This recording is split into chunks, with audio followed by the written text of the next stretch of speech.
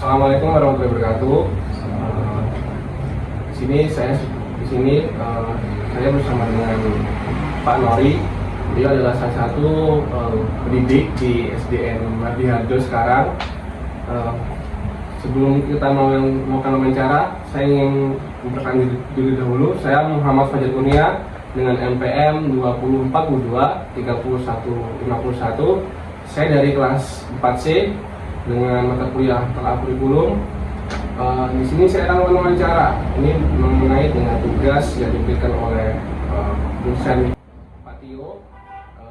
Ini ada beberapa soal yang akan saya tanyakan kepada Bapak Nori.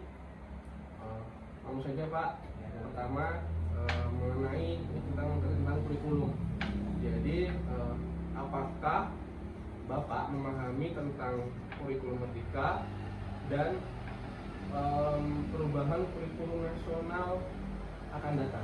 Baik, saya memahami bahwa kurikulum Merdeka ini adalah sebuah pendekatan pembelajaran yang menekankan pada pembelajaran yang berpusat pada peserta didik, gitu ya. Nah, penguatan karakter melalui profil pelajar Pancasila serta fleksibilitas bagi guru dalam merancang pembelajaran ini sesuai dengan kebutuhan konteks sekolah, ya, dan diferensiasi dalam pembelajaran sehingga mendorong siswa untuk berkembang sesuai dengan potensi dan minat mereka. Gitu.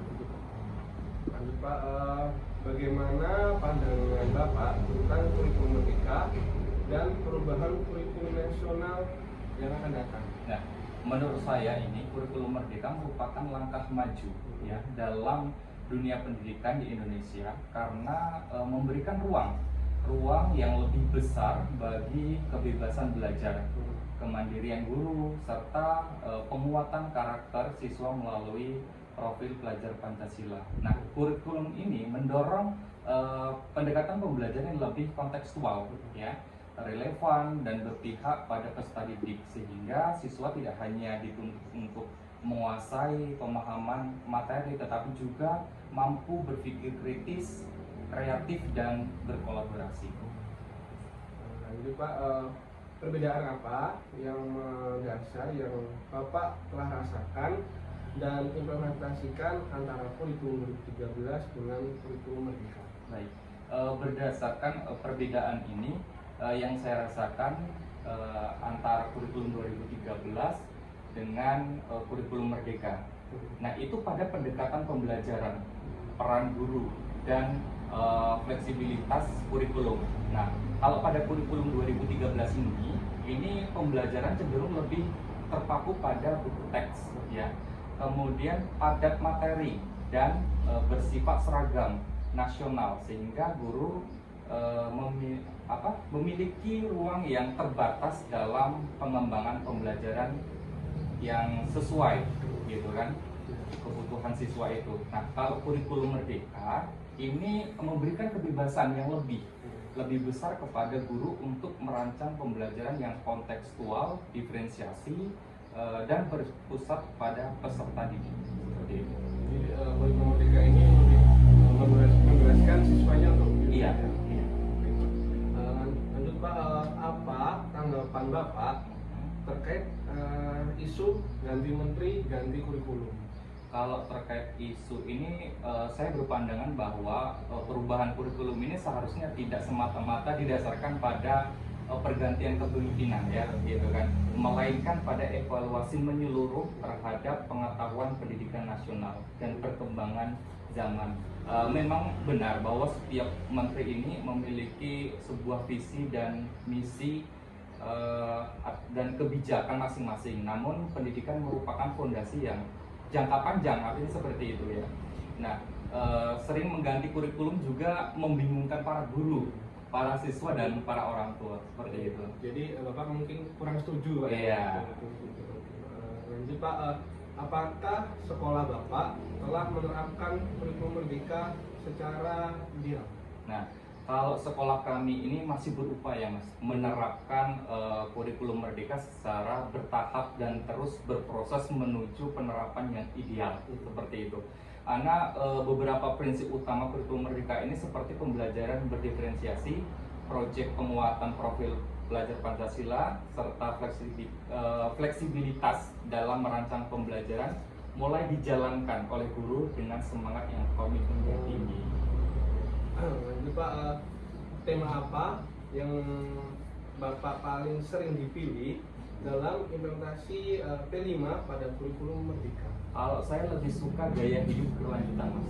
Nah, karena tema ini banyak dipilih karena relevan dengan isu-isu yang global saat ini seperti perubahan iklim, kemudian pelestarian lingkungan, dan pentingnya kesadaran penggunaan sumber daya alam secara bijak seperti itu. Jadi Pak, ini dengan kalau tidak, apakah Bapak ada kira-kira kapan akan diberlakukan? Ini yang Ya, ini menyangkut pertanyaan dari nomor nomor yang 6 tadi. Oh, yang 6. Karena kami sudah melakukan P5. Saat ini sudah melakukan P5. Nanti Pak, pertanyaan ini adalah apakah Bapak pernah mengikuti pelatihan Merdeka? Pernah. Kalau pernah, sudah berapa kali Pak? Kurang lebih 5 kali ya, karena yang di online itu sekitar 3 kali, yang offline itu 2 kali. Apakah Bapak pernah mengikuti pelatihan kurikulum Merdeka? Pernah. Kalau pernah, itu sudah berapa kali Pak? Kurang lebih 5 kali, karena di online-nya itu 3 kali, offline-nya itu 2 kali. Itu di mana dan insight apa yang ada yang diperoleh? Itu di Gedung Semimbar, TKIP 3 Lubuk Linggau, serta di Hotel Sempurna. Gitu. Kemudian insight-nya maksudnya hasil dari ini. Jadi hasil itu yang dapat saya peroleh yaitu cara menentukan CP, HTP, gitu kan. Kemudian bagaimana membuat alat pembelajaran itu, pembelajaran diferensiasi, lebih banyak lagi lah. Baik, Pak. Ini proyek apa yang Bapak pernah lakukan? Nah, selama menjalankan tugas sebagai pendidik ini saya telah melaksanakan beberapa proyek pembelajaran yang bertujuan untuk mengembangkan kompetensi siswa secara holistik.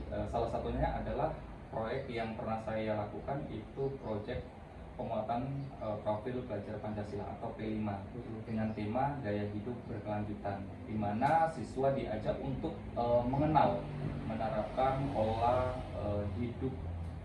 hidup ramah lingkungan melalui kegiatan daur ulang sampah dan penanaman tanaman toga di lingkungan sekolah.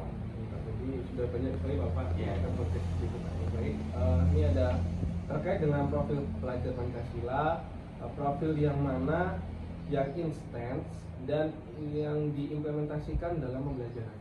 Kalau saya suka ke gotong royong dan beriman kepada Tuhan yang Maha Esa. Karena kan kalau di dalam gotong royong itu ada nilai-nilai yang penting seperti kita kerja kelompok, diskusi, ya, proyek bersama yang menuntut siswa ini untuk saling membantu, menghargai pendapat orang lain, serta menyelesaikan tugas secara bersama-sama. Melalui pendekatan ini juga siswa tidak hanya tentang materi pembelajaran saja ya, tetapi juga tentang pentingnya kerjasama, empati, dan bertanggung jawab sosialnya gitu. Nah, kalau dalam beriman dan bertawakal kepada Tuhan yang Maha Esa ini, saya juga mengintegrasikan dalam pembelajaran melalui pembiasaan sikap jujur, ya, disiplin, dan saling menghormati.